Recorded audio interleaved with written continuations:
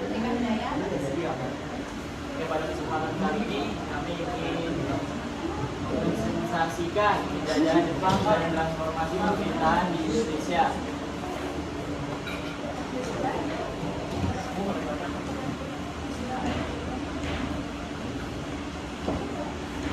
Latar belakang penjajahan Jepang di Indonesia yang akan dibacakan oleh Raisa. Baik, jadi yang pertama ini adalah latar belakang penjajahan Jepang di Indonesia. Penjajahan Jepang di Indonesia dimulai pada tahun 1942 dan berlangsung hingga 1945. Keberadaan Jepang di Indonesia ini berawal dari keinginan Jepang untuk memperluas wilayahnya di Asia Pasifik dan mendapatkan sumber daya alam, terutama minyak, yang sangat dibutuhkan untuk mendukung kekuatan militernya.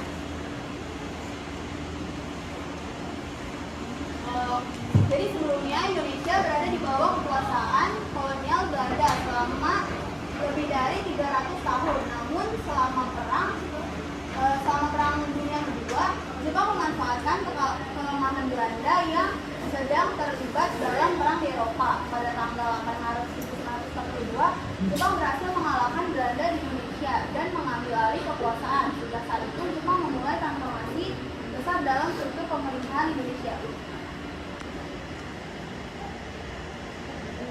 Selanjutnya ada kebijakan Jepang di Indonesia. Jepang mengubah struktur pemerintahan Indonesia dengan pendekatan yang berbeda dari Belanda. Ada beberapa kebijakan penting yang diambil oleh Jepang selama penjajahannya di Indonesia, antara lain. Yang pertama, penyusunan pemerintahan. Jepang membentuk pemerintahan di Indonesia dengan menggantikan sistem kolonial Belanda. Pemerintahan Jepang di Indonesia dibagi menjadi dua lapisan. Yang pertama, pemerintahan militer. Jepang mengatur Indonesia dengan sistem pemerintahan militer yang dipimpin oleh seorang gubernur jenderal yang langsung bertanggung jawab kepada pemerintah Jepang di Tokyo. Yang kedua, pemerintahan lokal. Jepang mengatur Indonesia dengan sistem pemerintahan militer yang dipimpin oleh seorang gubernur jenderal yang langsung bertanggung jawab kepada pemerintahan Jepang di Tokyo. Yang kedua, ada pembentukan Senden Shukutai dan pemberdayaan rakyat. Jepang mengorganisir rakyat Indonesia untuk bekerja sama dengan program-program yang mereka jalankan, seperti Senden Shukutai atau organisasi yang menggerakkan rakyat untuk mendukung perang Jepang. Selain itu, Jepang mengubah sistem pendidikan, mengurangi pengaruh Belanda dan menggantikannya dengan pengajaran bahasa Jepang. Yang ketiga, ada eksploitasi sumber daya alam. Sumber daya alam Indonesia, terutama minyak, diperintahkan untuk dieksploitasi dan digunakan untuk kepentingan perang Jepang. Banyak rakyat Indonesia dipaksa bekerja di ladang-ladang minyak dan tambang untuk mendukung kebutuhan industri Jepang. Yang keempat, ada pembentukan peta dan pembentukan organisasi. Pada 1 Maret 1945, Jepang mendirikan PETA atau Pembela Tanah Air yang merupakan organisasi militer yang terdiri dari pemuda Indonesia yang dilatih untuk menjadi tentara yang dapat digunakan untuk menjaga keamanan di wilayah Indonesia. Yang kelima, ada politik asa Indonesia. Pada masa pemerintahan Jepang, Indonesia dilibatkan dalam kebijakan kemerdekaan palsu dengan diberikannya janji-janji kemerdekaan pada tahun 1943. Meskipun hal ini sebenarnya lebih untuk meredakan semangat nasionalisme rakyat Indonesia, pada 7 September 1944, Perdana Menteri Jepang Kuniaki Koiso mengumumkan bahwa Jepang akan memberikan kemerdekaan kepada Indonesia di masa depan. Selanjutnya ada transformasi pemerintahan Indonesia yang akan dibacakan oleh Rizky Randy. Transformasi pemerintahan di Indonesia. Jepang tidak hanya mengubah pemerintahan administratif, tapi juga memberikan dampak besar kepada struktur sosial dan politik di Indonesia. Terus juga perubahan dalam struktur sosial itu, Jepang membawa sejumlah perubahan dalam kehidupan sosial masyarakat Indonesia, terutama di kebijakan kerja paksa atau remusa banyak diterapkan kepada rakyat Indonesia, yang mana rakyat harus bekerja keras dalam kondisi yang sangat buruk untuk kepentingan Jepang.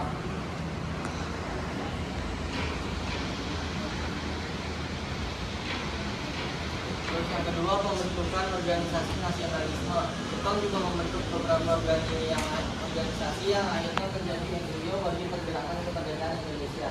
Contohnya itu kayak Jepang membentuk BPUPKI, Badan Pendidik Usaha-Usaha Kerja Kemerdekaan Indonesia, pada 29 April 1945 yang bertugas untuk merumuskan dasar negara Indonesia.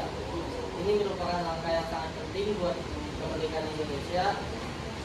Terus juga Jepang ada mendirikan PPKI, Panitia Persiapan Kemerdekaan Indonesia, pada 7 Agustus 1945, yang kemudian menjadi komite yang menyatakan kemerdekaan Indonesia pada 17 Agustus 1945. Terus ada pemberontakan dan perlawanan juga. Meskipun Jepang ini memberikan janji kemerdekaan ke Indonesia, tapi banyak rakyat Indonesia yang tetap merasa bahwa Jepang ini berusaha menggantikan Belanda. Jadi Jepang ini tetap mengeksploitasi sumber daya Indonesia. Hal ini menyebabkan perlawanan dari berbagai kelompok nasionalis. Contohnya itu ada perlawanan di Jawa yang dipimpin oleh tokoh-tokoh kayak Sultan Syahrir dan Soekarno yang mulai merintis persiapan untuk kemerdekaan.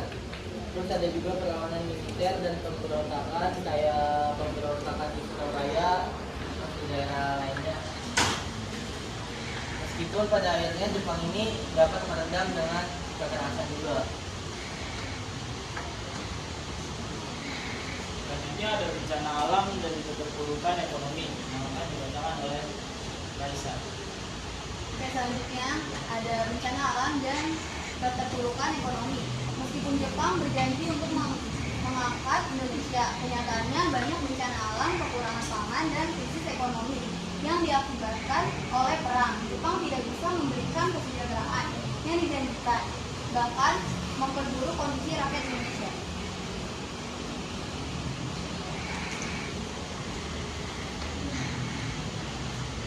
Akhir penjajahan Jepang dan proklamasi kemerdekaan. Pada 15 Agustus 1945, Jepang menyerah kepada Sekutu setelah kekalahan di Perang Dunia II. Sebelum menyerah, Jepang sempat memberikan kesempatan kepada Indonesia untuk mendeklarasikan kemerdekaannya. Pada 17 Agustus 1945, setelah Jepang menyerah, Soekarno dan Muhammad Hatta memproklamasikan kemerdekaan Indonesia di Jakarta tanpa pengaruh langsung dari Jepang. Proklamasi ini menandai berakhirnya penjajahan Jepang dan dimulainya perjalanan Indonesia sebagai negara yang merdeka. Kesimpulan yang akan dibacakan oleh Rizky Ramadan. Kesimpulan, penjajahan Jepang di Indonesia membawa dampak besar dalam perubahan kehidupan dan kehidupan sosial politik di Indonesia. Meskipun Jepang menjadikan kemerdekaan kenyataan, Indonesia masih tetap berjaya dengan cara berbeda. Namun masa kemerdekaan yang Jepang juga menjadi sebagai memperjuangkan kemerdekaan Indonesia yang akhirnya tercapai pada 17 Agustus 1945. Ya, jadi kesimpulannya, penjajahan Jepang di Indonesia membawa dampak yang besar bagi Indonesia atau masyarakat Indonesia seperti segi sosial dan kehidupan sosial masyarakat. Tapi dengan itu semua Indonesia mampu untuk mengatasi penjajahan dari Jepang sendiri dan berhasil untuk memerdekakan Indonesia.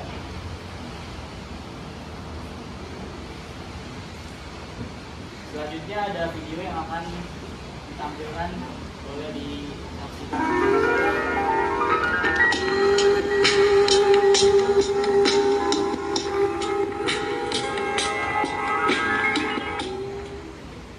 Hai teman, pada kesempatan kali ini kami akan berbagi pengetahuan bagaimana sejarah negara Jepang berhasil mengalahkan Belanda yang sudah lama menetap di Nusantara. Yuk kita cari tahu sama-sama. Bagaimana sejarahnya?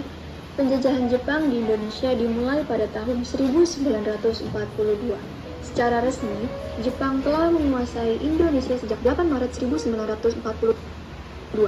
Ketika Panglima tertinggi pemerintah kolonial Hindia Belanda menyerah tanpa syarat di Kalijati, Bandung. Negeri matahari terbit itu berhasil menduduki Hindia Belanda dengan tujuan untuk menguasai sumber-sumber alam, terutama minyak bumi, guna mendukung potensi perang Jepang serta mendukung industrinya. Kita masuk ke transformasi pemerintahan masa penjajahan Jepang. Yang pertama, pemerintahan militer Jepang. Pemerintahan militer Jepang menggantikan pemerintahan kolonial Belanda yang sebelumnya berkuasa di Indonesia.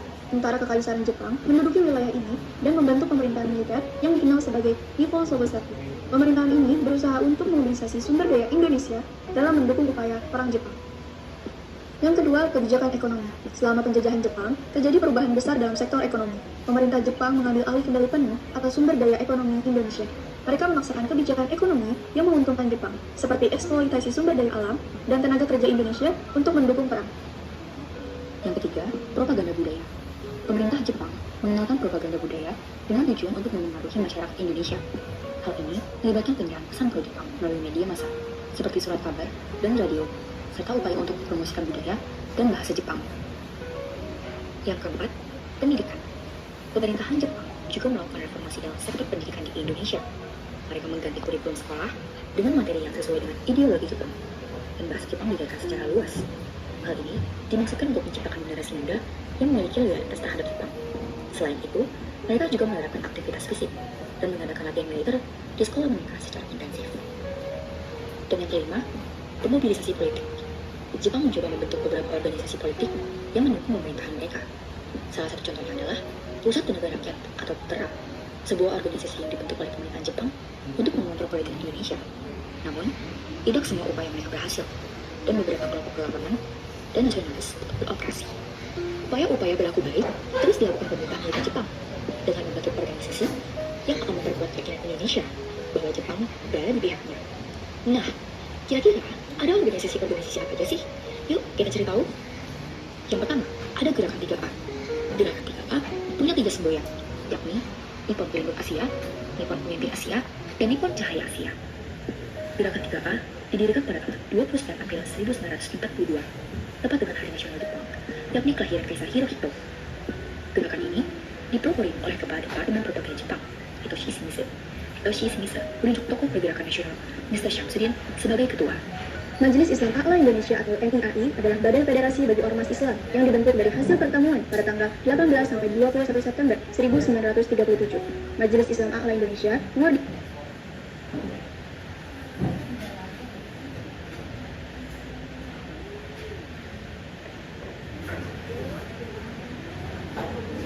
Kemudian presentasi dari kelompok 8, jika ada yang ingin pertanyaan silakan dari kelompok 1.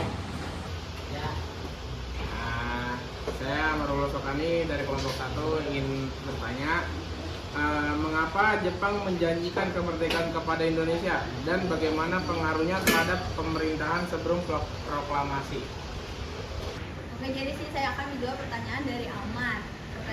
Jadi tuh jawabannya itu politik kasus Indonesia ini yaitu adalah suatu kebijakan palsu yang dijanjikan oleh Jepang pada tahun 1943 untuk meredakan suatu kemerdekaan rakyat Indonesia. Ingin bertanya, saya dari kelompok 2, nama saya Daniel.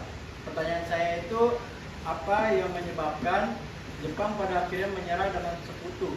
Kemudian saya menjawab pertanyaan kelompok 2. Jadi Jepang itu menyerah kepada sekutu karena waktu itu Jepang juga sedang dalam kondisi yang terdesak karena Perang Dunia II, dan juga ada di Jepang itu pengeboman di Hiroshima sama Nagasaki. Ya, karena itu dia menyerah.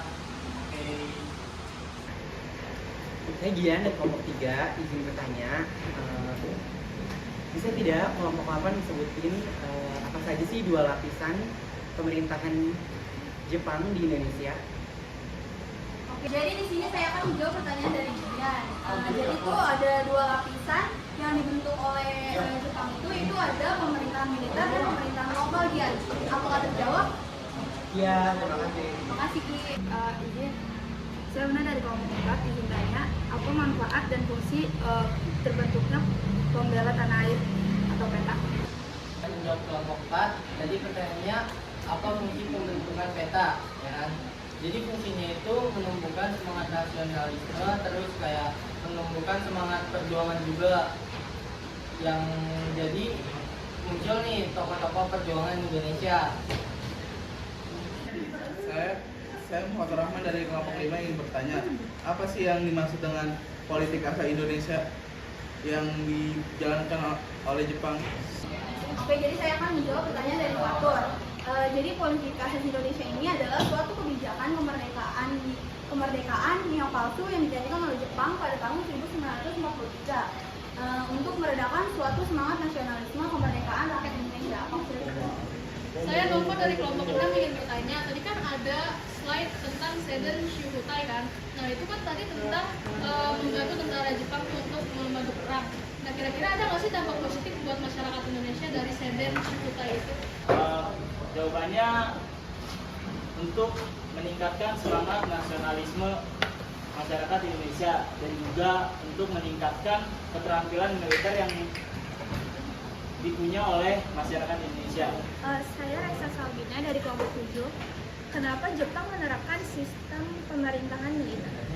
Menjawab pertanyaan dari kelompok 7. Jadi tujuannya agar Jepang bisa menguasai wilayah Indonesia sepenuhnya untuk mencari keperluan perang Jepang yang akan dilaksanakan oleh Jepang sendiri.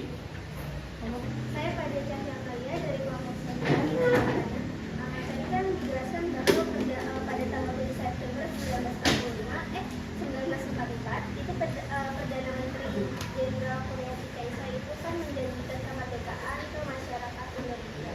Nah, sehingga ini membuat rakyat mendukung atau membantu Jepang. Nah, jika Jepang tidak memberikan janji kemerdekaan, apakah rakyat tetap mendukung dalam melawan tersebut? Izin menjawab pertanyaan dari kelompok 9. Jadi jika Jepang tidak jadi menjanjikan kemerdekaan kepada Indonesia, mungkin yang terjadi masyarakat Indonesia tidak akan mendukung lagi kepada Jepang, atau mungkin bahkan masyarakat Indonesia justru melawan Jepang dan ikut membantu sekutu karena mereka sudah dibohongi tentang janji kemerdekaan. Sekian presentasi dari kelompok kami. Selebihnya jika ada kekurangan atau kelebihan mohon diterima. Wassalamualaikum warahmatullahi wabarakatuh.